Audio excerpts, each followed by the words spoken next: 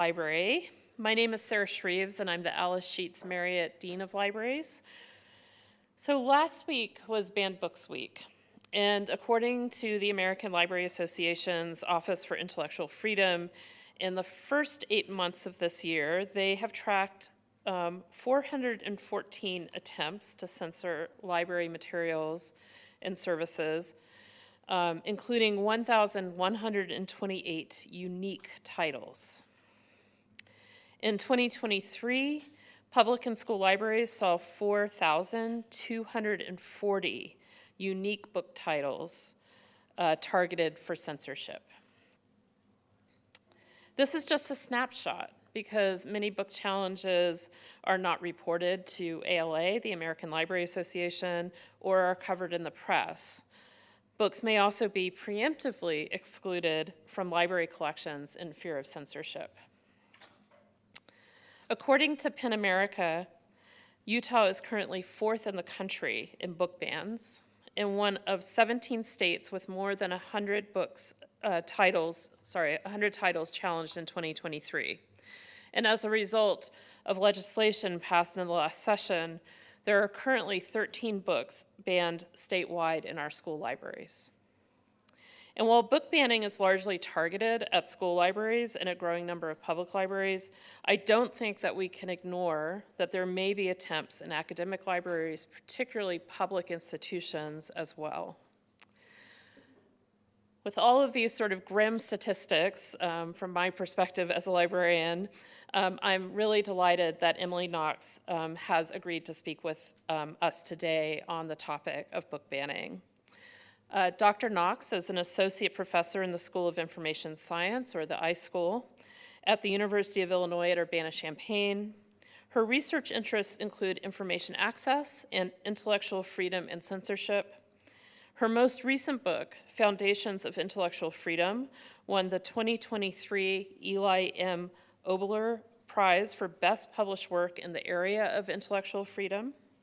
Her previous book, Book Banning in 21st Century America, was the first monograph in the Beta Phi Mu Scholar Series. She has been interviewed by media outlets such as NPR and the New York Times, and has testified before the U.S. Senate Judiciary Committee, on book banning.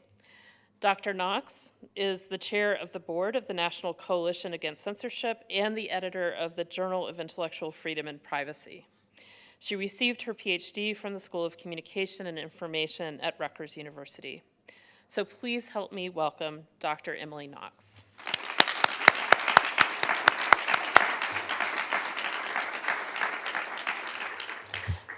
Thank you so much for that introduction.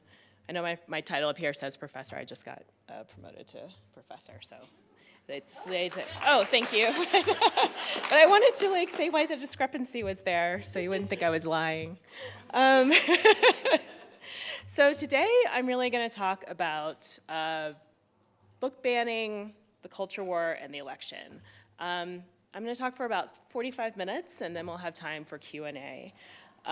This topic is really a passion of mine. I've always been interested in banned books. My mother was a high school librarian, and we always observed Banned Books Week. She would bring home the list, and one of my favorite authors was on there, Judy Blume, who I am going to talk about again today. So just to get started, let's see, not to be working.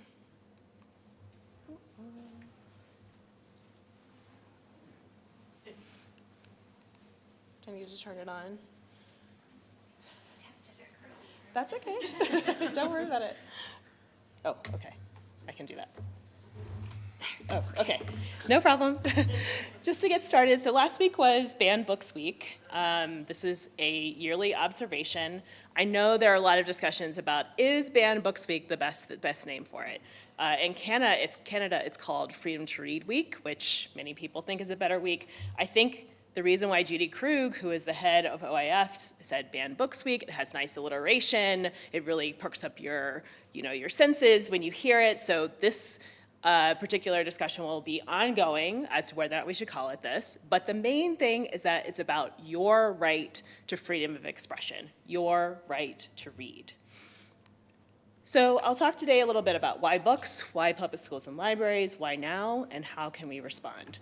So I decided to take a look at the list of books, 13 books that have been banned in school districts here in Utah. So I actually love this list. When I talk about censorship, I really think about how it's both insidious and pointless at the same time. So these are some of the most popular books, the Sarah J. Maas books ever, apparently. I would be very surprised if somebody could not get their hands on these books in some way and just devour them. I finally read them. Yes, they are sexually explicit. I don't think that's really why people are reading them. They're just a very good example of the romantasy genre that we have now. Also, 13 Reasons Why is on this list. It's been on many lists. This is, of course, a book that's about suicide. I had never heard of two of the books on here, What Girls Are Made Of and The Carnival at Bray.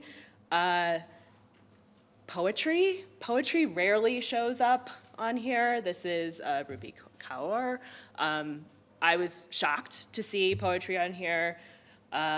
Margaret Atwood, she's on these things all the time. I'd never heard of The Haters either. So this is a very eclectic list, which is very exciting to me.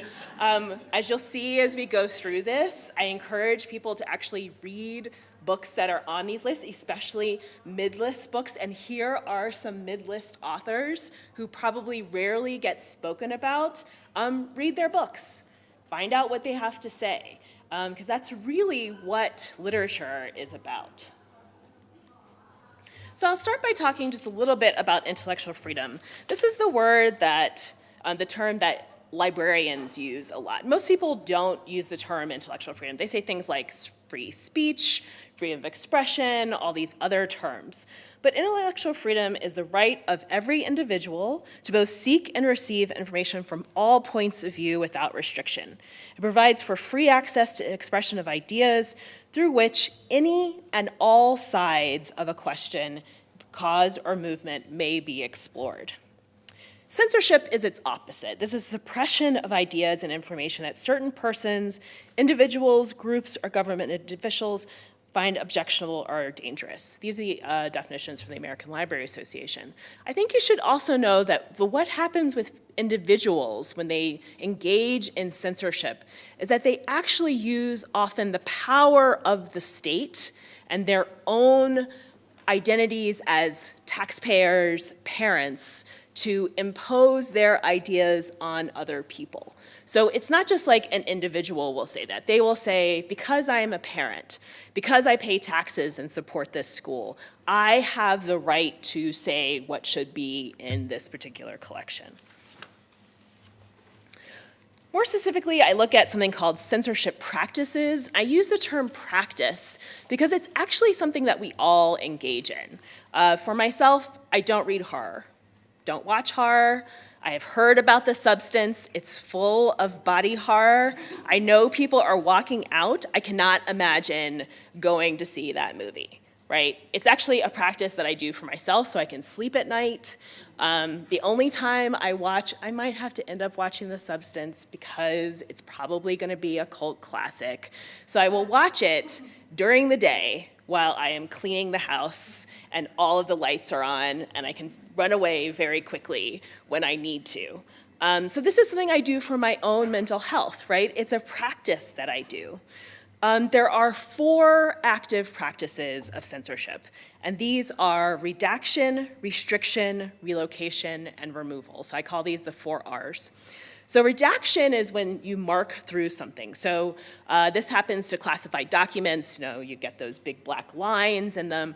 What happens in libraries is that people will sometimes even put Post-it notes on like the picture that they don't like, or they'll mark through something. I love the Post-it notes one because that's very ineffectual, right? You can just remove the Post-it note, but it's something that people do quite a bit. Restriction is when you say you have to get permission to be able to read this particular document. I'm just going to use the term read, although we should know that censorship practices are also for art, music, video games, films, all sorts of things. So this is when something is put behind the desk, is what I call it. So you have to have usually your parents' permission to be able to see it, or you have to ask someone, can I read this? The most infamous example of this was Madonna's sex book, right? There were lots of public libraries that bought this book, but you could only look at it if you asked for it. And sometimes this is like very controversial when it comes to adults, but I'm sure many of you have had this thing happen when you are kids. Relocation is actually based on the actual audience. So what someone will say is, even though the author said that this is a book for youth, and it should be in the YA section, somebody will say, no, this is an adult book, and it should be the adult section. So the way that different libraries address this is by putting things in a parenting section sometimes, or just moving picture books into the adult section, which of course makes no sense. But it's important to know that the relocation is based on the intended audience. So it's one thing if something is misclassified into J when it actually should have been in YA. J is for juvenile. That's one instance that actually makes sense if someone says, no, actually the author intended this to be for people who are 13 and up, but you have it in J, which is for under 13s. Removal is what most people think about as censorship, but it's important to know that this is nuanced. Removing something from a public library collection is different from moving from something from a school library collection, which is different from moving something from a school curriculum, which is different from moving something from this summer reading list. These all have different nuances. Curriculum is coercive, right? You have to read this, that it has this certain valence behind it. So saying something needs to be removed from the curriculum is different from saying, well, I want this out of the public library. It just has a different meaning to it. It's still removal, and also I hope you can see that these are all the outcomes of a request for something to happen to a particular material. So those are active practices: redaction, restriction, relocation, and removal. The passive practices are things like self-censorship. And I suspect that this is what we will see a lot more given where we are in our society right now. This is someone saying to themselves, I'm not going to write that book. I'm not going to write it because I don't know if I will actually be able to take whatever comes after that book is published. Will I be doxxed? Will I be swatted? This is happening to a lot of these authors right now. And so people say, I'm just not even going to bother. I'm going to write something else altogether. There's also bias, and this is when you use your own personal, political, moral ideas to decide that you aren't going to buy something. If you work in a library, libraries have collection development policies. You are supposed to follow the collection development policy. You will have many things on the shelf with which you disagree for various reasons. I know this gets into issues of misinformation, disinformation. We can talk about that during the Q&A, but it is the obligation, if you are working in an institution, to follow those collection development policies. So you want people to not engage in bias when they are choosing things for curriculum or for collections. So overall, this is the discourse of censorship. I look at the relationships among power, identity, and the nature of knowledge to say, what are the arguments that people give for getting something off the shelf? This is actually a picture I took at Metropolis Public Library. This is a very small town on the border of Kentucky in Illinois, home to the largest Superman statue in the world. And they have a tiny Carnegie Library, but when I drove up, they actually had a protest outside supporting the library. It was actually the director of the library herself who was engaging in censorship and removing books from the collection. So the thing about book bannings is that it gets people who have never, ever been to any public meeting ever in their lives out. This was packed. There were people going upstairs. It was amazing just to see the number of people who came out to say what they wanted to say, both for and against what was happening in the library. So what I use in really focusing on reading practices is something called interpretive strategies. This is from Stanley Fish, and he talks about how when people encounter a text, they bring their own baggage to that text. So there isn't meaning encoded in the text itself. Instead, the interpretation is what creates meaning. And this is actually done as a group. So we think about reading being a solitary activity, but actually reading happens with lots of other people. You might go on Goodreads, you might be part of a book club, you might read other reviews on Amazon. So the interpretations are not just solely what you think, they're actually shared interpretations, and what Stanley Fish calls these is an interpretive community. So I'm going to go just a little bit through some reading practices so you can see a little bit about where my theoretical framework comes from. So this is just a picture of lots of people reading. And I just want to go through a little bit about some frameworks from book history and print culture studies that really inform how we read today. So I'm going to start with the monks up at the top. This is the Middle Ages, and what is important is that when monks read together, someone would read out loud, right? They would read in the refectory, and the important thing about reading aloud is that someone can interject. They know where you are in the text, and they can say, this is how you should think about that particular tricky text in Scripture. But during the Middle Ages, what started happening is that people started reading silently. It used to be that everybody would read and they would say the words out loud to themselves, but we started reading silently. Reading silently is very important because no one knows where you are in the text, and no one can actually intervene and say, and this is how you should think about it. Actually, the rise of the ebook reader is even more important for this. When the ebook reader, especially the Kindle, became more popular, many more genre fiction, much more genre fiction was sold, especially romances. Why? Because no one can tell you're reading a romance on the subway if you are reading a Kindle.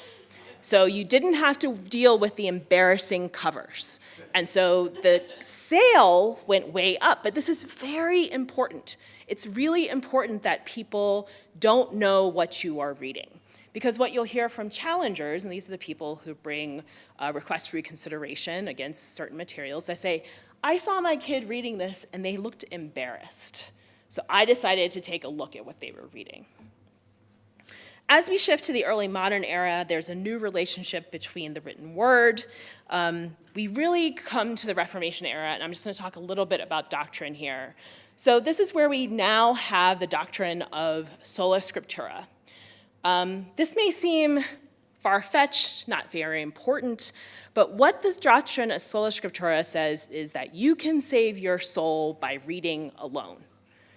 That reading is so important that it can actually determine what happens to you in the afterlife. This really informs how we think about reading today. What do I do in my classes? I have students read. We try to change people's knowledge structures. The other one was the priesthood of all believers. So this means that there is no one between you and the interpretation of Scripture. You as a person can interpret the Scripture on your own.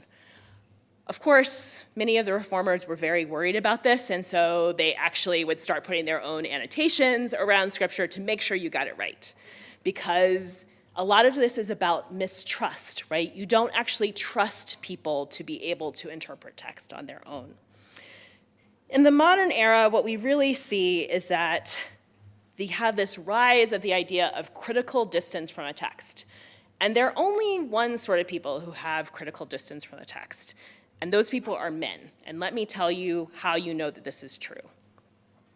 So we often argue about children and women not having critical distance from a text. What do I mean by critical distance? They aren't able to ingest text and say, oh, I'm not going to do whatever that says. I'm not going to engage in mimetic behavior. So most public libraries have this policy that they don't collect erotica for whatever reason. Most of them do not have a policy that they don't collect horror or thrillers or anything that is violent. It is actually usually women who are the targets of these particular policies. This was, of course, a big deal when E.L. James' 50 Shades of Grey came out. Many libraries refused to buy that book because it was considered to be erotica. Now, many of you who read romances know that, in fact, this is kind of iffy. If you go through the romance section, you have all sorts of spicy things on there. But if it's not notorious, then nobody knows that it's on there. So this is really important. Critical distance is the capacity, as Lyon says, for resistance and disbelief in the text. Finally, this is all coupled with the idea of common sense interpretation of text. And this is from Scottish common sense philosophy. This is a very important philosophical tradition in the United States. This is where the idea that we hold these truths to be self-evident comes from. And this is the idea that the text means what it says and says what it means. So there is no other interpretation that is possible. If you see this in the text, how could it mean anything else? Isn't that obvious what it means? So these things all come together to really show us how interpretations are made. So I actually did some work and looked for an argument against books here in Utah. So this is from Utah Parents United. This is their argument against certain books. They had an opinion letter in Discourse News. So here, this is basically how I do my analysis. And they actually use a very common theme that is used. Parents are accustomed to schools obtaining parental permission before exposing their children to any potentially indecent media. Remember, that's restriction, including PG-13 movies. Therefore, many parents wrongfully assume their children were protected from content above a PG-13 rating in school. So this is very common. People will say, this book is rated R.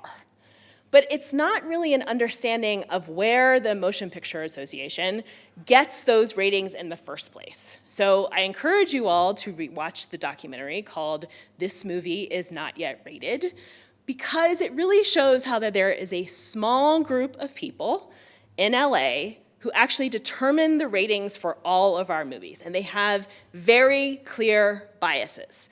They are biased against certain sexual portrayals, especially women who are being portrayed sexually. They, of course, have many biases against certain types of racial politics. They don't have many biases about violence in particular. You have to remember that this all goes back to who needs to be protected. It is women and children. So they go on to say that yet many books in school settings contain explicit sexual passages and images that violate Utah's opt-in policy for sex education. Once again, this is a conflation of sex education with fiction literature that doesn't actually quite make sense. For example, students are currently exposed to detailed instruction on various sexual acts, including with multiple partners, through library and classroom books without any parental permission, warnings, or preventive education on sexually transmitted disease. This is dangerous, irresponsible, and unlawful. This also goes to some of the work I talk about, where I talk about the fear of people stumbling on things in the library, right? That somehow your child will be drawn to this particular book, pick it up, and suddenly become a different person because they have read this book. It's something of a misunderstanding of how books work and also how libraries work. I am sure there are other things on the shelf in the library that you and your child would love to read.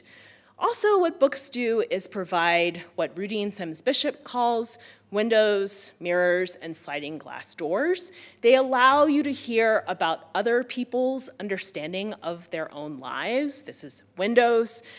Mirrors, it might give you a mirror on yourself. That's not the only thing that a book does. But also it can provide a sliding glass door so you can say, actually, this fits more with who I am. So I hope you can see that this is really an argument about a particular way that someone might interpret a text. That by definition, if someone reads something that has this, what they call detailed instruction, then something will happen. What that thing is that will happen is kind of unknown, but there will be this change in this person. So that's basically how I do my work. A lot of this is about what we call difficult knowledge, and this is from Carrie H. Robinson.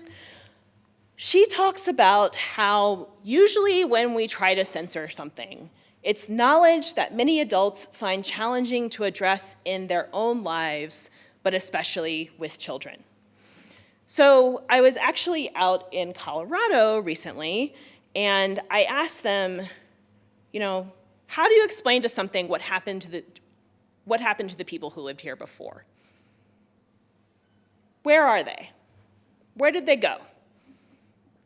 How do you explain that to someone who's 5 years old? What words do you use to say, yes, I'm here in Vail, it's this majority white, very lovely, very expensive town. Where did all the people go? How do you explain that without explaining things like genocide, forced removal? It's impossible to do. And it's difficult for me to even think of the words to say, how do I explain it to all of you who are adults? Much less, how do I explain it to someone who is in kindergarten and asks that question? So censorship attempts, and this is what Carrie Robinson says, are harmful because they deny children both agency and the vocabulary to describe their own bodies and lives. And actually, many challengers are trying to address this now.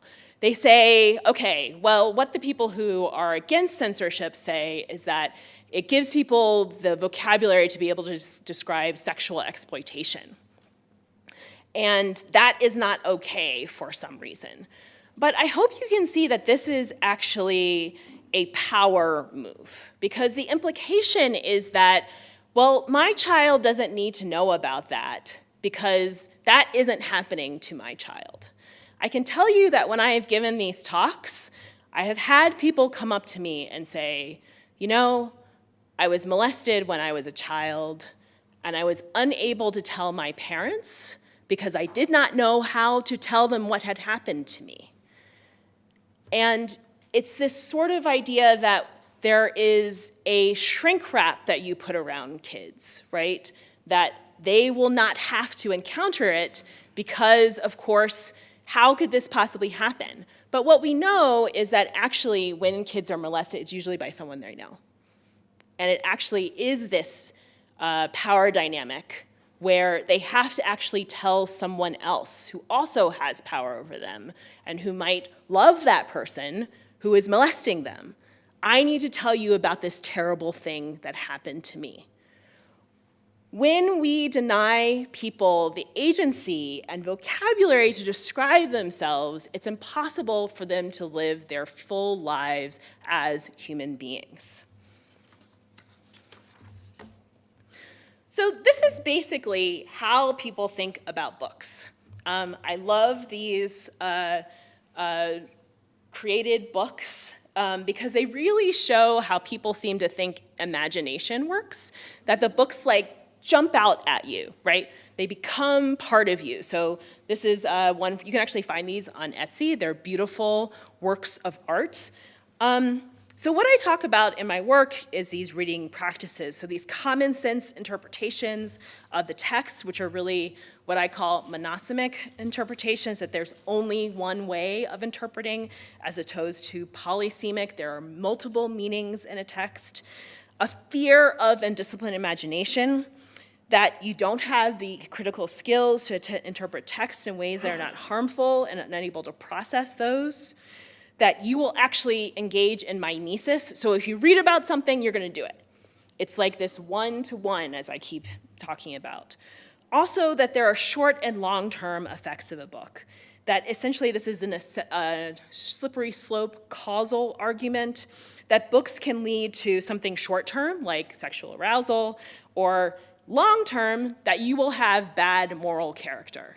And remember, I said that this goes back to the idea of sola scriptura, that you can actually change who you are as a person by reading. This is my favorite Banned Books Week poster, that words have power. And that's actually why people try to ban books. So if we think about why public libraries and schools right now, this really goes into the idea of public goods. So these are goods that are available to everyone and to all, and that everyone can benefit from them.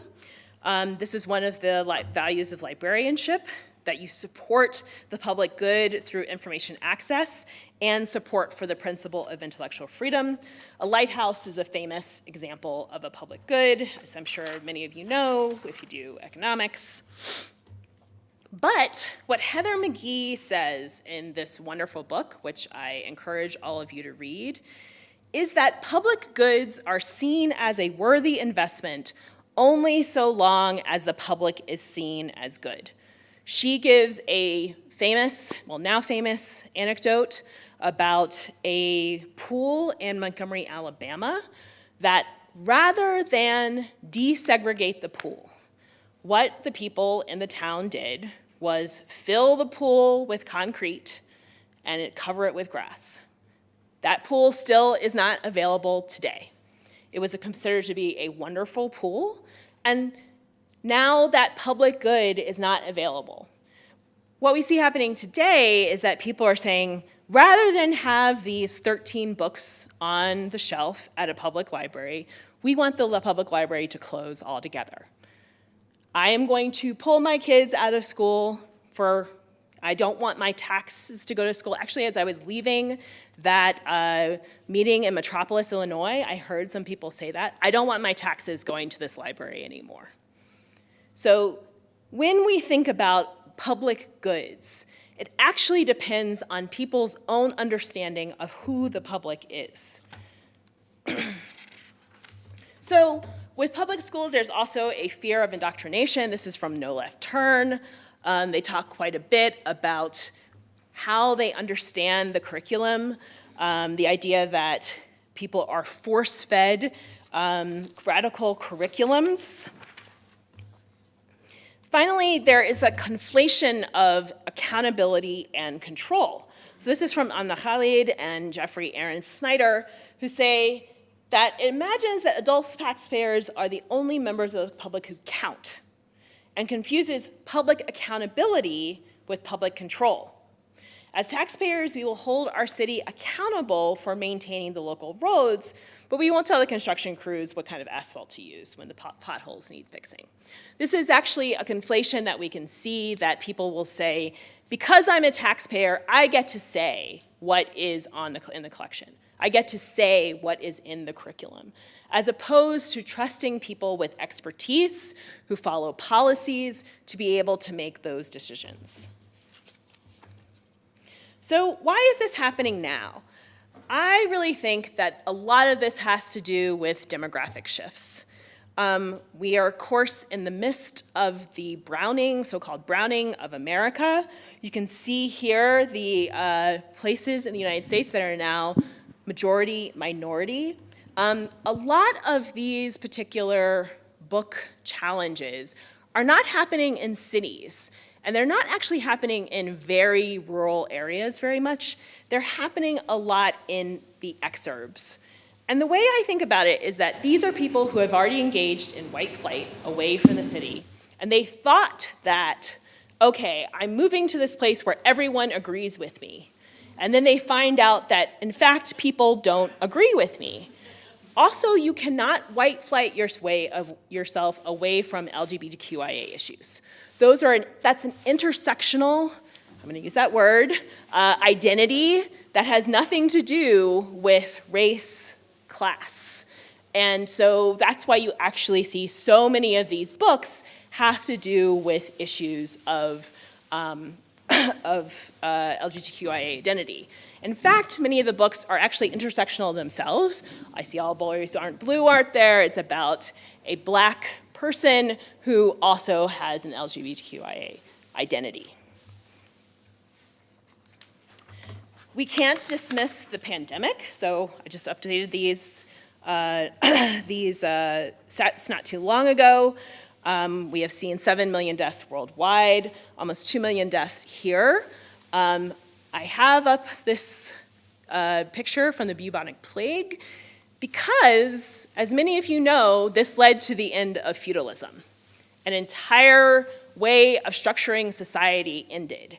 And I think what we're feeling now is we don't know what the outcome of this particular plague will be.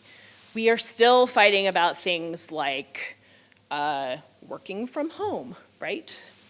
That is just up in the air. I still see it coming across my news feeds all the time. Also, what has changed, I just want to say this in our own country, is that you see people talking about things like child labor laws. My own theory is that, in fact, many of the people who were considered essential have actually died. And there is a look for a new labor force, and what people see is children. So I don't know if you've heard, but in Arkansas, the governor has signed a new law that says that people younger and younger can work. So when we talk about the end of feudalism at the end of the bubonic plague, we don't actually talk about what it's like to go through this, that it's so unstable. We don't actually know what our world will be like next. Also, during the pandemic, school came home. For any of you that are parents out there, you know that school is a black box. The kids go off, they come back. You say, "How was school?" They say it was fine. I had this with my stepkids all the time. And you're like, I actually do not know what you were doing for 7 hours today. I have no idea. I'm sure it was great. But when school was at your dining room table, you could hear what was happening. And in fact, pedagogy has changed immensely over the past 20, 30 years. There is more focus on inclusion, social emotional learning, there's the new math, all of these things, right, have really changed how people actually learn in school. And I think this is really vital to understanding why we have this now. Also, George Floyd's murder and the protests is incredibly important. I have this from my local NPR news station. Protests against racism coming to small town Illinois towns as well. I don't live near Chicago. I live in the cornfields and soybean fields of Illinois. Our majority white towns, when I say majority white, I mean 99% white, towns had these protests against the murders. And they were usually led by young people. And I think a lot of parents were like, where did this come from? I left the city to come to this town where everybody agrees with me, and suddenly my kids are like, I am going to protest and say why I think that this is unjust. I think that was very destabilizing to many people. Finally, we are just in a time of reactionary politics. We, of course, had the election. Well, first, we are a generation after the civil rights movement. And so we often see things happen generationally. We don't know what is going to happen with the Voting Rights Act. Everything had happened during the civil rights movement. We also saw that Obama was elected, which I think was also destabilizing for many people. Then we saw Trump being elected. That was also destabilizing for other people. So I do want to talk a little bit about the election. This is why the election matters. I am already worried about the makeup of the Supreme Court. So I've actually asked lawyers, what do you think would happen if a freedom of expression case went up to our current Supreme Court? Many of those lawyers are very sure, they will definitely support the First Amendment. And I'm like, I don't know why you're sure of that. I certainly am not sure about that. Also, this is a very local issue. It matters who the mayor is, who your school board is, who is on the library board, who's in the state legislature. This is where this work actually happens. And you can find out how people have pledged. So I looked up the Utah Parents United page. They actually show all of the different candidates who have pledged to support the book bans. So you can do your own research and find out who supports freedom of expression. It is difficult to overstate how important this election is on so many levels. I am going to talk about it in terms of freedom of expression.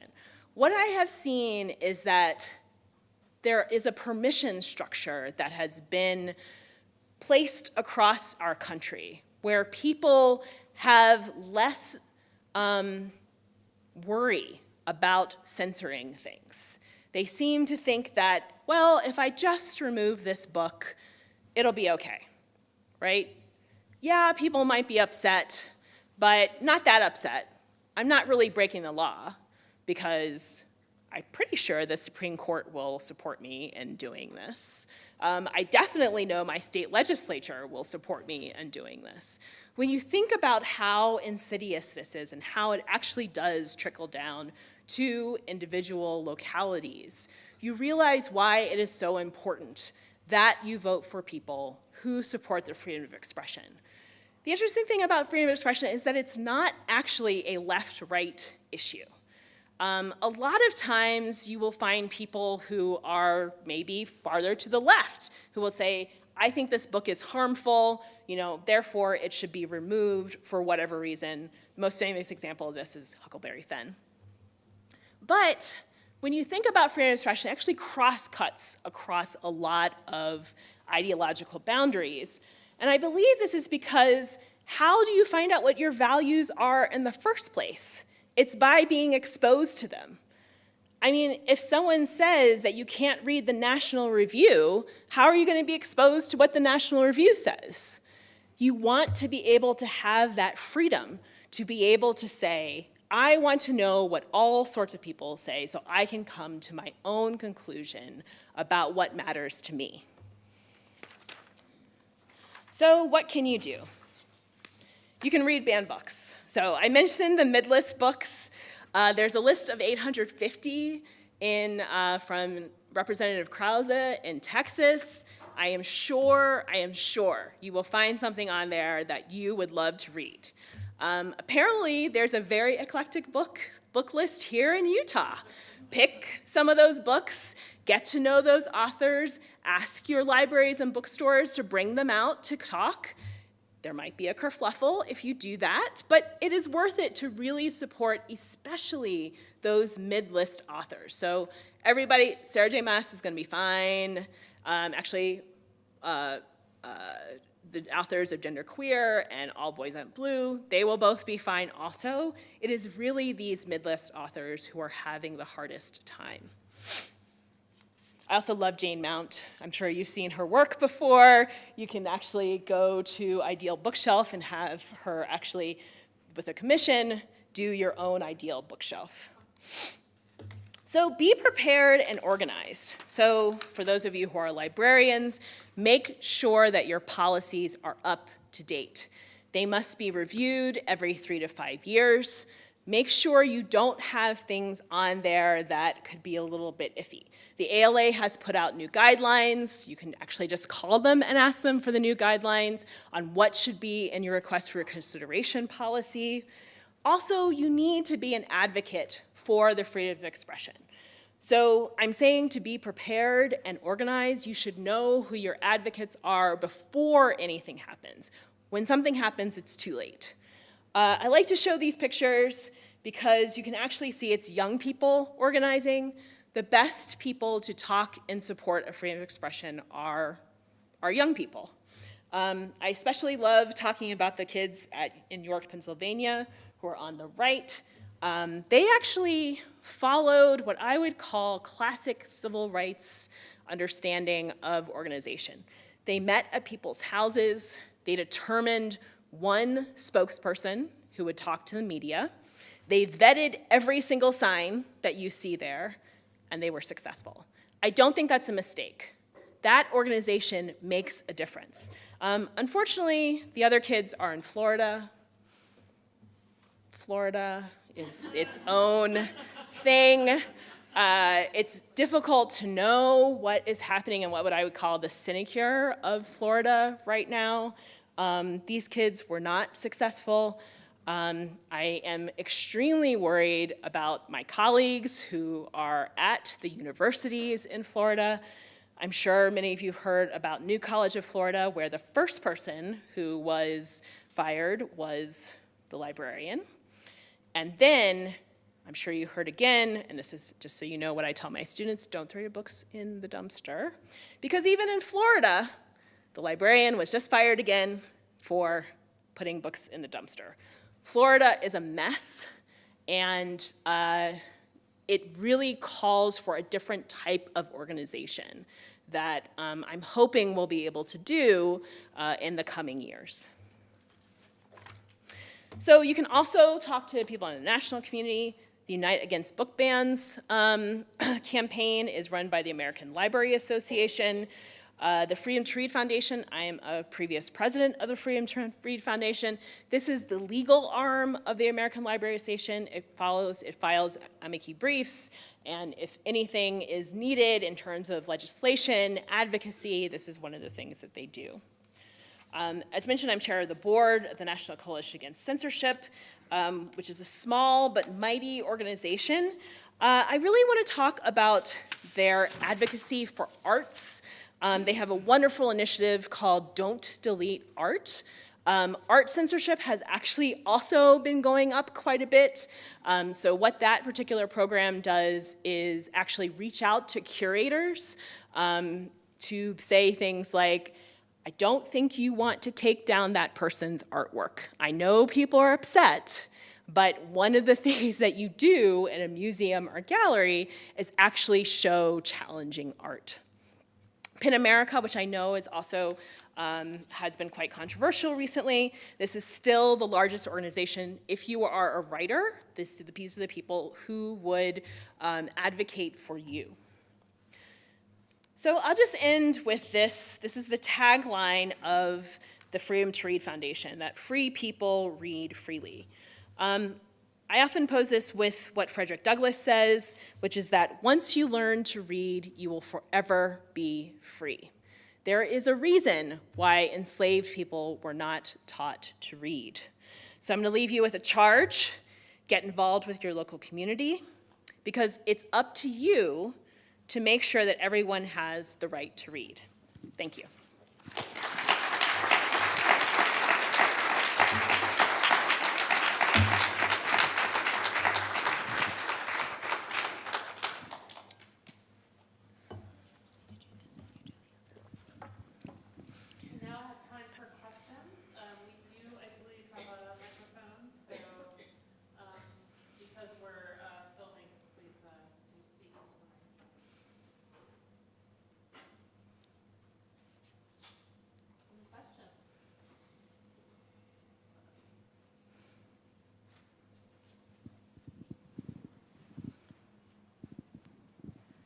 Thank you so much for that awesome speech. I just wanted to take into consideration, when we were promoting this event, obviously we had people from different sides communicating on Facebook pages and everything like that.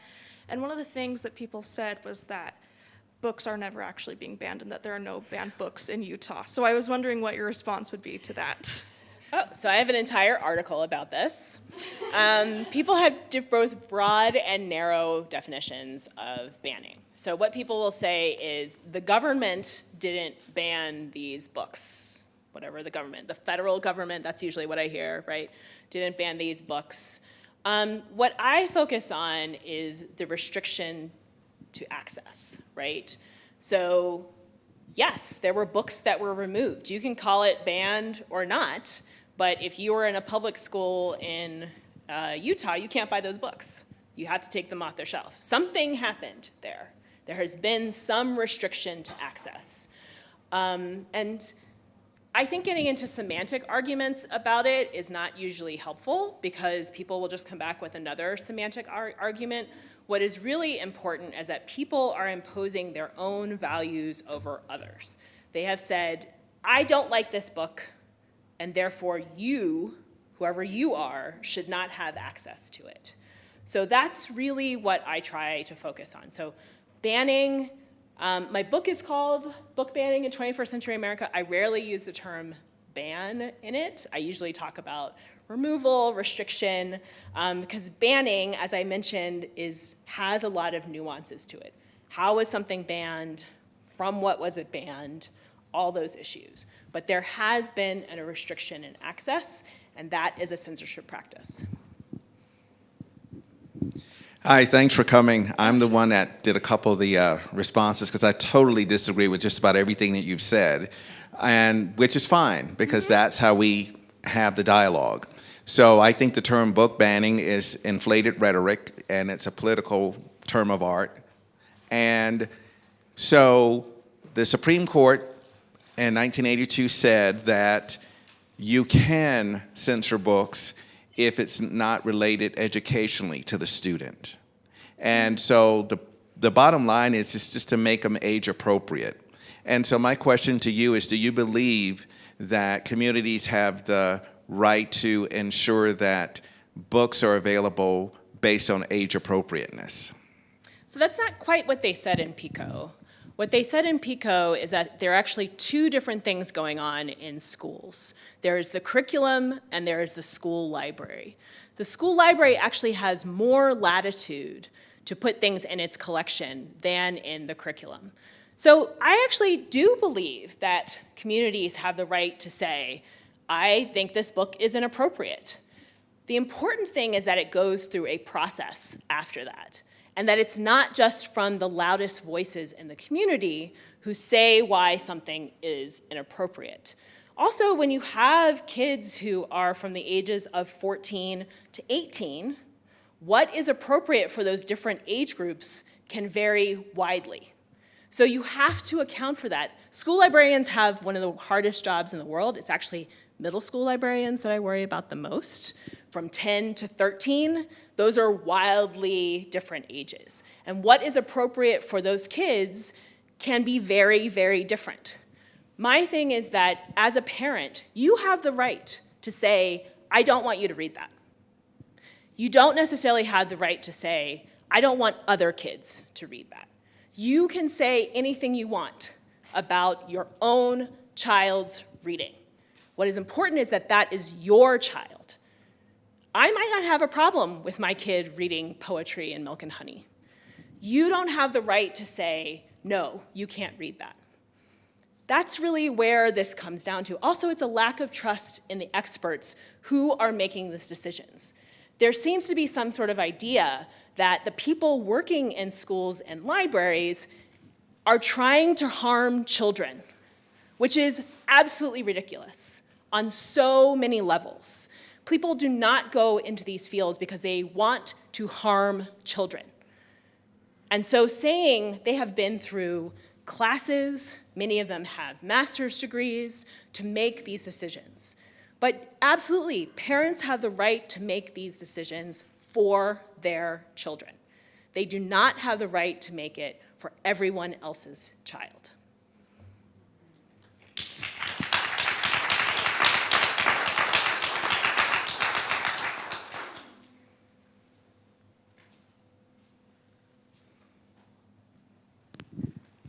Thank you, Dr. Knox, so much for being here. This has been great.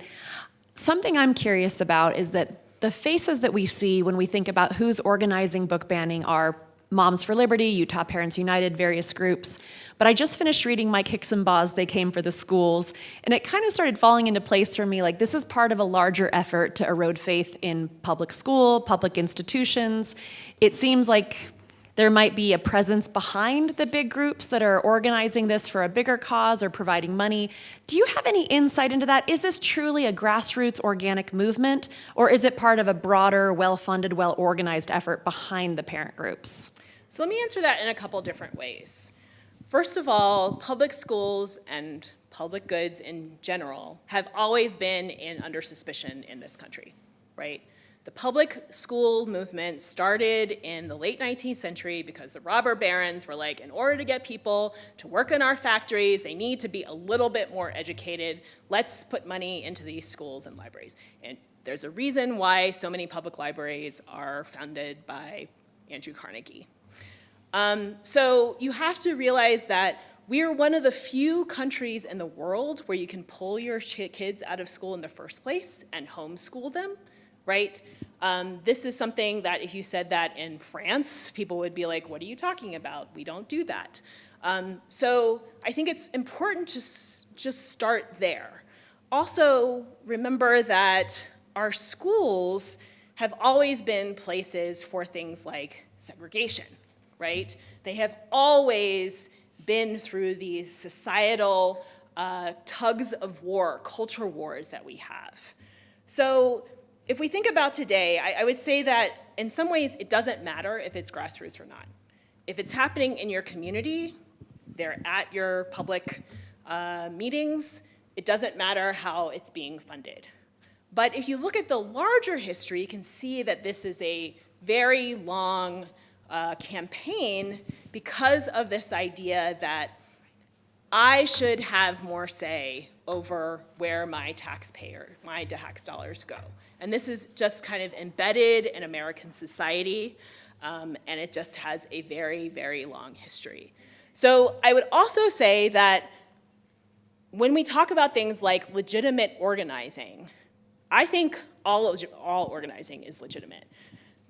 Everybody should be able to start Facebook groups, say, come over to my house, let's talk about this. It doesn't make it any less authentic, which I think is not quite the way to think about it. In some ways, all organizing is artificial because you are trying to reach the right people, you're trying to get your message out. So just think about organizing itself as being its own practice that will feel a little bit artificial no matter who is doing it.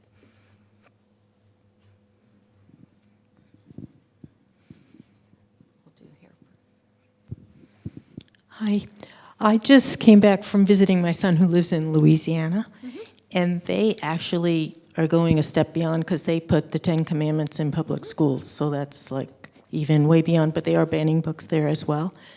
I kind of equate this almost to the abortion issue, where I want to say to people, if you don't want an abortion, don't have one, but don't impose what you feel on me or anyone else who decides that maybe it's right. So what you said before is great. If you don't want your kids to have it, don't bring it in your house and don't let them read it, but that's your personal opinion and don't force it on me.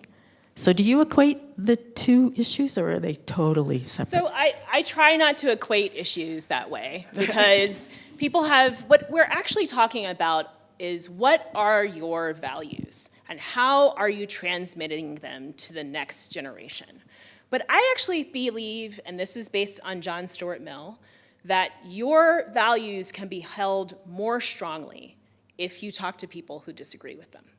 Because then you aren't just holding them because you thought of them one day, but because they've actually been through this process where you said, why do I disagree with that? Why do I not feel like that is the right answer for me? So I think for both of those issues, what we actually see is people trying to impose a certain value system from the top down.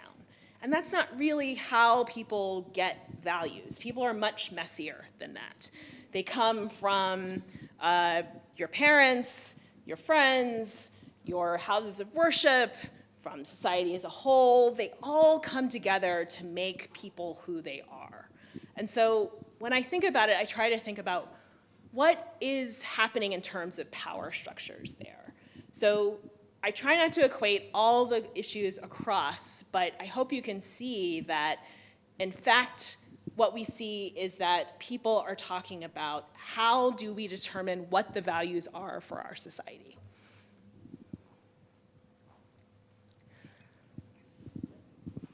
Hi, thank you for your educational and inspiring talk. my interest was piqued by the topic of self-censorship, and so I was curious if, I don't know, you've encountered examples of self-censorship going too far, or like that imposing restriction on oneself due to kind of internalized values from a society, where you're imposing censorship on yourself and maybe need to allow yourself that freedom. So where I hear this is just really from sometimes authors on Twitter who are like, I was thinking about doing this. I'm not quite sure if I'm going to do that. So I think that's inevitable, right? That in fact, you think about what the repercussions of your words are out in society. I am a believer that, you say things and people can say things back to you. So when it comes to self-censorship, what I worry is that it's actually people who are marginalized in society who are really thinking, it might not be worth it to get my voice out there. Because what censorship does is actually act upon those marginalized voices more than it does on other voices. So yes, Sarah J. Maas, she's getting censored, but it's actually the people who are watching what happens to Sarah J. Maas, to Margaret Atwood, who are like, they can go through that. They have lawyers, they make a lot of money. I am just a writer. I cannot go through having my house swatted. What would happen to my children, especially if I have black children, and the police come to my house because they heard that there's an intruder there? Am I putting people in danger? Am I putting my family in danger? To me, that's really where the self-censorship happens.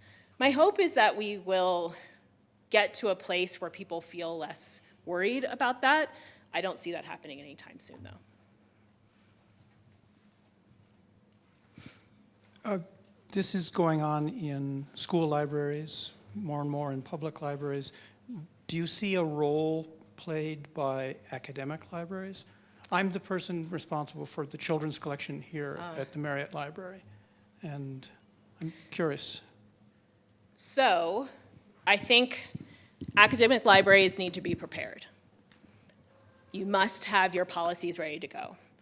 For example, my school has a genocide studies program. The things that are required to support a genocide studies program can be horrific, obviously, right?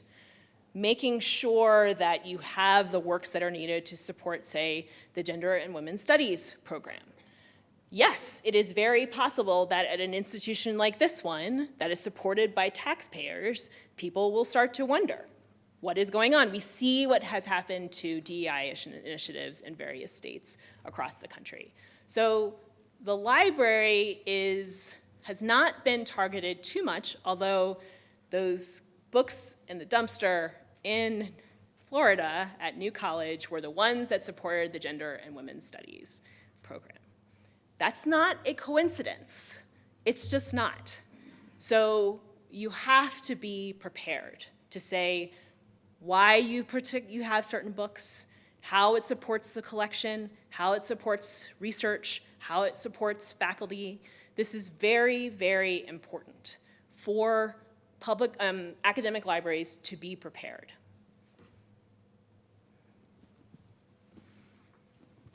Hi, could you please say more or specify more? As I'm a member of the public, when I see these, what they call book bannings, and that's how it's usually referred to, and you had these 4 gradations of putting it behind a desk, of making it unavailable in certain ways. Like when we're watching that and trying to, intervene on that or have a voice on that, in a public school system, do you feel like they shouldn't put them behind, no book should be put there? Are we supposed to just be following books that are actually banned to speak out about? I mean, could you be more specific about that? And so that we know what we're looking for. When this is happening, maybe we're not noticing that they're just, putting them in a place where children don't have access to them, but they haven't literally banned them completely. And then just as a comment, like when you commented that you think it's happening on the right and the left, I'm really surprised to hear that. I'm surprised to hear you say that because, as a person of a particular slant, I'm a left-winger. I don't see any of this coming from the left. If it is, it's so small. And so when you say that, it just gives, it seems, license to people who are responsible for this movement to say, well, it's happening on both sides, when I don't see it. I don't see it happening, certainly in the public school, on both sides. And so I just feel like it becomes sort of a red herring. Or am I wrong? Am I just so biased that I don't see it coming from the left? I don't see book banning coming from the left. I see it coming from the right. So let me answer the second question first. There have been book challenges from the left. To me, this is less an issue about who is bringing this, as opposed to people's right to freedom of expression and the right to read. So the ones that come from the left, there are many, many, many fewer of those. That is absolutely true, especially in this time. But in my book, I talk about someone who tried to ban Brave New World because it uses the term savage in it. You often see books that are about stereotypes that are people try to get them out of curriculum, out of schools. Jason Reynolds' books get challenged quite a bit. He just ran the Genius Grant. So I think it would be disingenuous for me to say that this doesn't happen. And actually, I don't actually see it right and left. It's actually from all different sides of the political spectrum as a whole, because reading matters. It is really powerful. And so you have to start there. There's a reason why people try to keep other people from reading things, because reading changes lives. It really, really does. You can read things that are difficult and you wrestle with and you think about for a very long time. That's actually the point of many of the things that we get people to read. So when people say, I don't want my kids to read about, segregation or something like that, it's because of the feelings that might come up that, my people were involved in this. I don't know how to explain that to my child. I don't want to have to do that.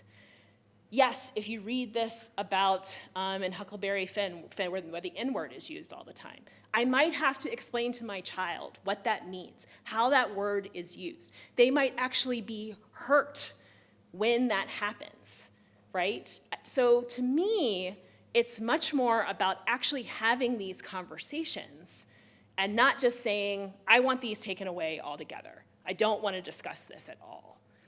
So you'll have to remind me of your first question.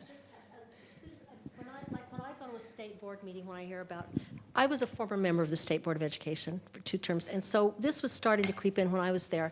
And I have never known how to discriminate on at what point do we say this is wrong. Putting a book behind having a child have to ask for it, is that something we should be standing up to and saying, no, you can't do that? I mean, how do we drill down on all these issues as a citizen? Because I'm just looking at books that are banned, as the term is used, and that's when I sort of wake up. But is there something else we're supposed to be waking up to before that we have an impact on? So when I think about books that are restricted in that way, what I start to think about is why? Who made that decision? How did they have the power to do it?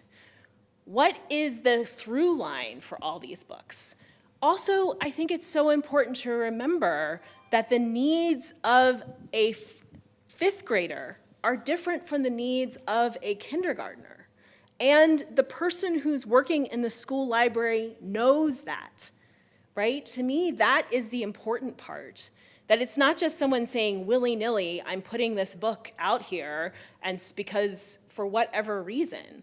It's actually someone who has taken the time to think through what are the needs of my 5-year-olds and what are the needs of my 11-year-olds.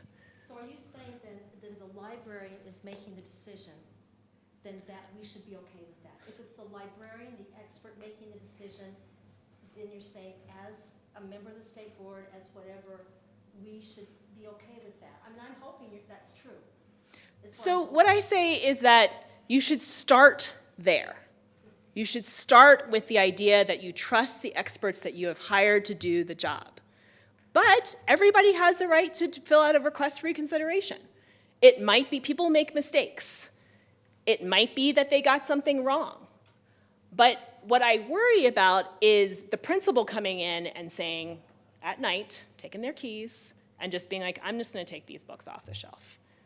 As opposed to going through the process, having a dialogue, a discussion, it's really the lack of transparency, not knowing where things are coming from, that certain people have outsized voices. There are certain people you aren't going to hear from, right? You aren't going to hear from those kids who have said to me as adults, you know, I actually read this book and it helped me describe what was going on in my life, right? So the librarian, the teacher, is thinking about more than just the people that you see every day. They're also thinking about the ones who might be too scared to talk about what is going on in their lives. Any librarian that works knows that the HQ 76s and the 300s are places where books get misshelved, right? Or they end up in various places. These are the books that are about human sexuality. Because someone has come in and said, you know, I'm trying to understand myself. I'm trying to understand my friend. It doesn't even have to be about themselves. I am never going to let anybody know that I have read this book. But I'm trying to understand what is happening to me as I go through puberty. I don't understand it. And so those books get misshelved. That's the only way I can say that happens. You know that they are being used, but they aren't necessarily being checked out. And when you are working with people, you're actually responding to all sorts of needs that people have, right?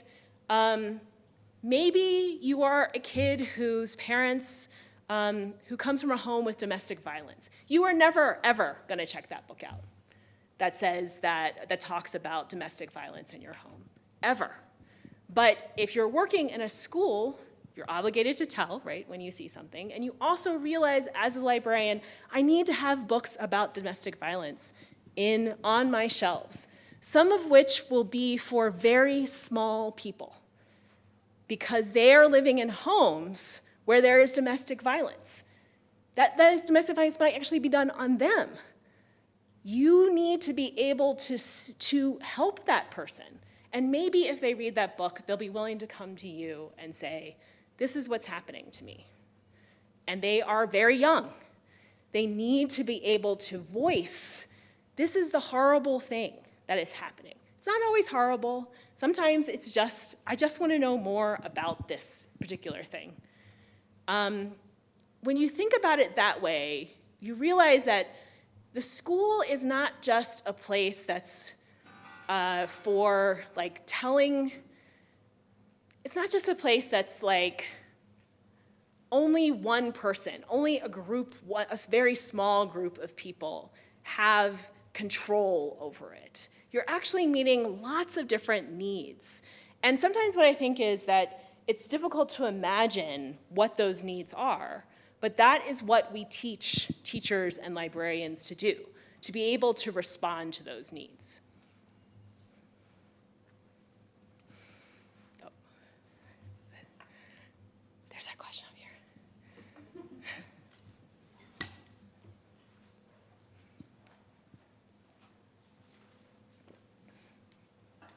Sorry, I was sleeping on the job. In your book, do you discuss the historical context of book banning? And the context of my question is book banning successful over time, or does it backfire and ultimately the results are negative? So, oh, that's a great question. So is book banning successful? In the long run, it is very rarely successful. So if you're looking back in history, of course, the books that were most banned were religious texts. When the Bible was translated into English, people were burned at the stake. That does not seem to have been successful. That is how I will put that. But it's successful at that time. You would have been afraid to have a Bible in English in your house. So it's actually this chilling effect that is successful. And also, book banning mirrors what is happening in society. So we're going through these changes in how we understand our fellow human beings, right? In terms of race, class, gender, mental health issues. It's not surprising that the books that are on these lists actually speak to that. If you go back through time, you can actually see what is happening in society based on the books that get banned. It's actually a lagging indicator. So the change has already happened. And then people say, how did this change happen? It must have been the books. I don't want books talking about it. And then it keeps going. So it'll be something else in the future. But it's rarely successful because what books do is open up these new worlds to people, right? It's actually, I spend a lot of time talking about the power of the book, the actual codex itself, that it transcends time and distance to tell us about people who lived way before us, and even to imagine what people might be like in the future. Books are actually a sacred object. I sometimes ask people, how many of you break the spines of your books? I get two very different answers here. That's not surprising. A book is a mass good, but it actually seems different from most mass goods. In my class, I'm like, well, what if I dropped this book on the floor and just started stomping on it, whatever book it might be? Horror, right? You would never do that because books actually have an outsized power in our society. We think about them differently than other types of objects. Because they can move things across time and space, they are an incredible technology. You don't actually need anything special except this power to be able to read and write.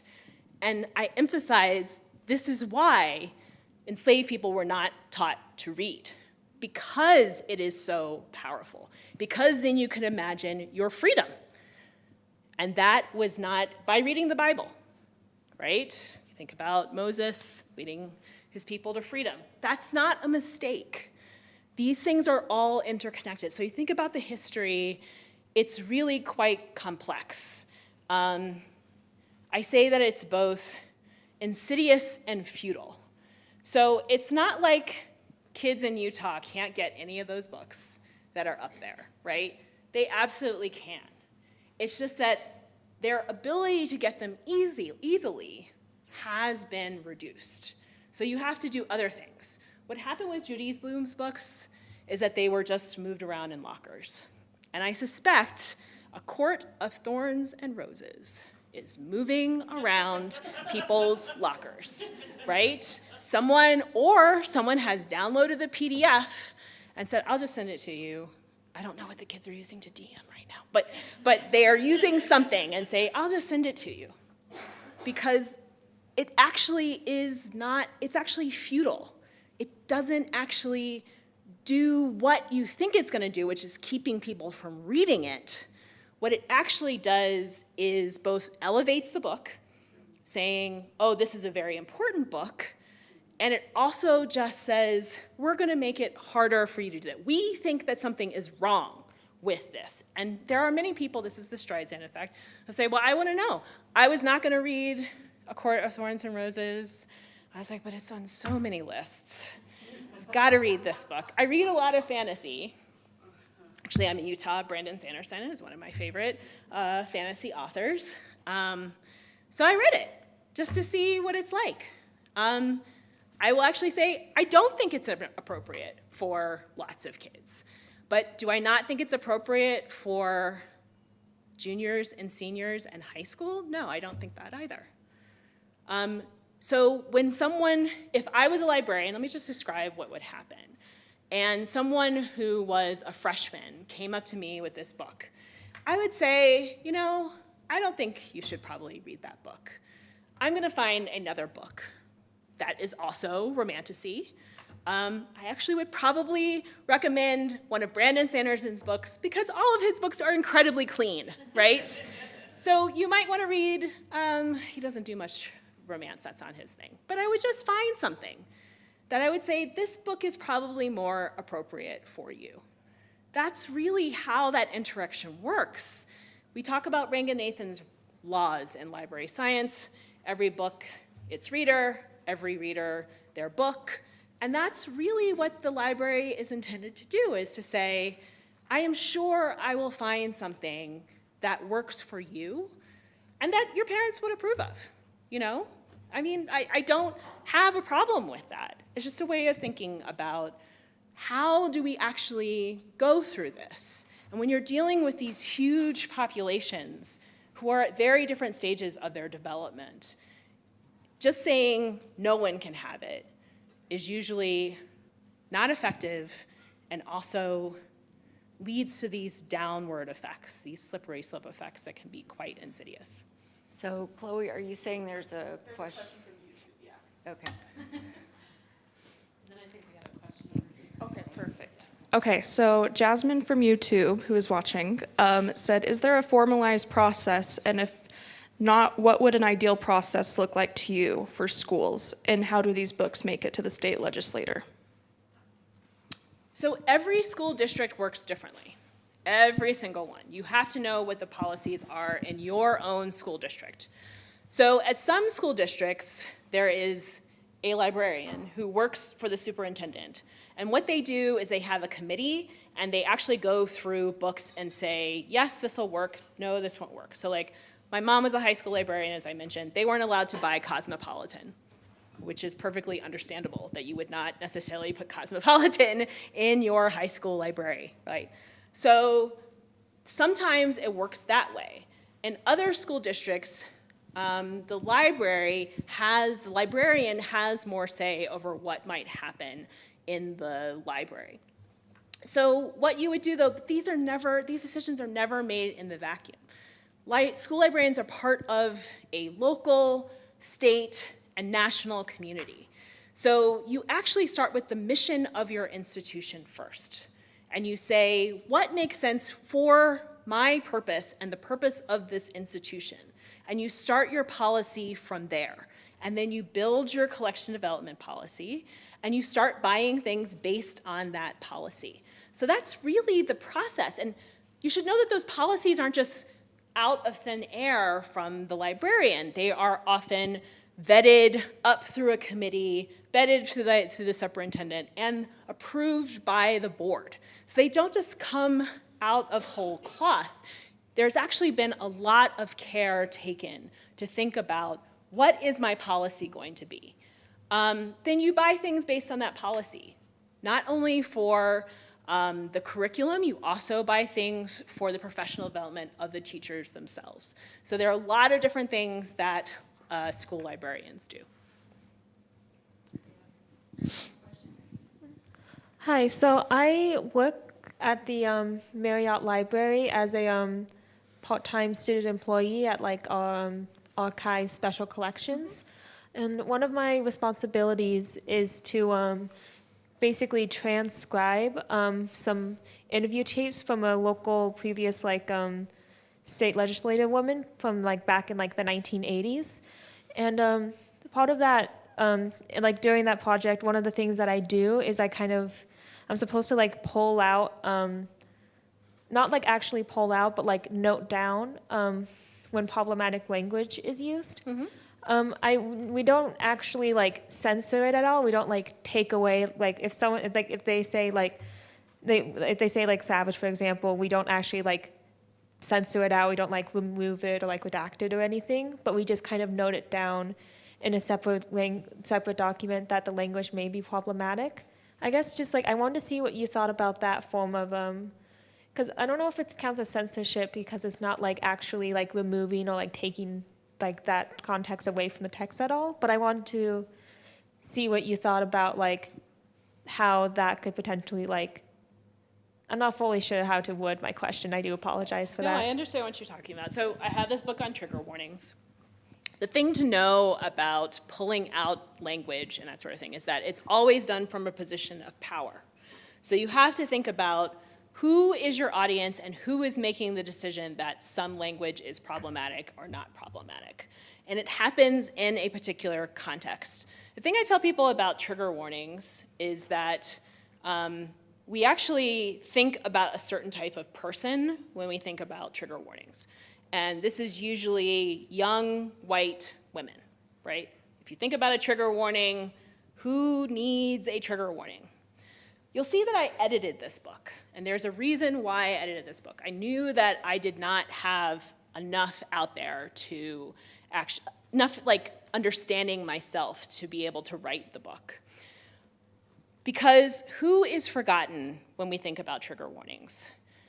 I had some people write for me. They work in a community college. They teach English, and often the people in their classes are young people who have just been fighting, usually in Afghanistan or Iraq. And so they would come to their classes, and they would have to read these things that were triggering for them. But it is rarely these young, usually men, who are thought of when we think of trigger warnings. So this is really why I try to think about who is the audience here? How is this being used? So I never want them to be used kind of willy-nilly. And also, are you thinking about all the different people who might be encountering this trigger warning or content warning? So they often get just slapped on for various places. I'll give you another example. So I went to Smith College, which is a women's college. In our alum groups, people say things like trigger warning, pregnancy discussion, which is completely not understandable to many people. This is because people have been through pregnancy loss, right? If you have been through a miscarriage, you may not want to read about someone's pregnancy and see their pretty pictures of their baby. So when you think about that, you realize how embedded trigger warnings and content warnings are in particular communities. This goes to interpretive strategies in communities that Fish talked about. Things that might be legible in one situation can be completely illegible in another situation. And so we always just have to be aware of that. So I would say that this is not a problem for an academic library to do that. I worry a little bit when that is done by, say, the mainstream media, right? Especially if there's an attempt to sanitize things, right? It's really about context when you think about adding things like trigger and content warnings. Can we take one more question? I think this will be the last question.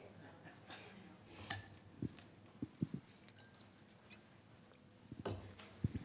So, especially here in Utah, as I'm sure you know, a lot of books are challenged because of one passage, not the whole book, right? Or there's a lot of misinformation spread about what the book's actually about or what that problematic passage is. And I'm thinking about Lawn Boy, for example. So what would be your recommendation for maybe combating those people who are loud and say a lot but don't really know what's in the book? So there's not a whole lot you can do about that, honestly, right? You can encourage people to read the book, the whole book. Some of them hate read it, right? That's really what happens. Also, people have different interpretations of books. What you're trying to say is that that person's interpretation of the book is not paramount. There are other people who interpret the book in different ways. Other people have other information needs. So in request for consideration, you do encourage people to read the entire work, but that doesn't necessarily mean that they won't bring the challenge, because they bring their own understanding of the world to that book. This is why these things really happen in community. You're talking to many different people about all these different understandings of a particular work. So that's sort of how I think about it. there is a lot of hate reading going on. I was in a hearing once, and someone was upset about the absolute diary of a part-time Indian. They had clearly read the whole book because the whole thing had flags in it, right? So sometimes that just doesn't make a difference. I know a lot of people try to emphasize that, but what you're really talking about is, yes, this person thought this book was extremely problematic, right? But everybody won't feel that way. And there are reasons why that book was chosen to be read. What are those reasons? Please join me in thanking Dr. Emily Knox.